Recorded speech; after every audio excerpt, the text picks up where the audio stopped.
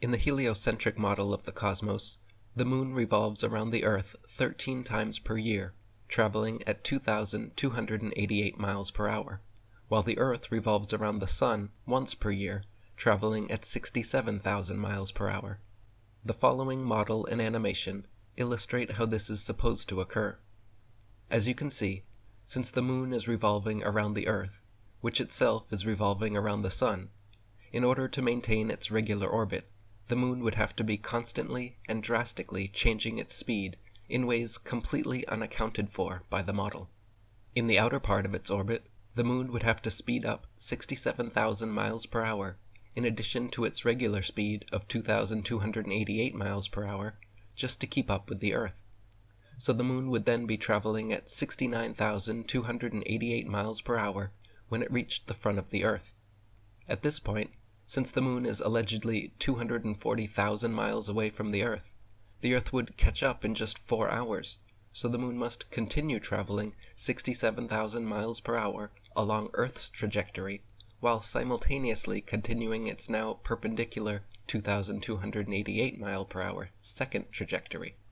Then, as it turns to reach the inner part of its orbit, the moon must now slow back down to its original speed, allowing the Earth to pass by.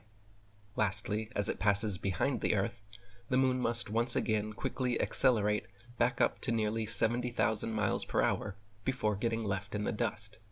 In addition to all of this, the Sun itself is allegedly orbiting the Milky Way galaxy at 448,000 miles per hour, further compounding the problems and calculations of the heliocentric model. If this were true, then the Earth, Moon, and other planets would all have yet another set of ridiculous and impossible corkscrewing accelerations and decelerations necessary just to keep up with the Sun. And for the cherry on top, all of these calculations have been assuming perfectly circular orbits,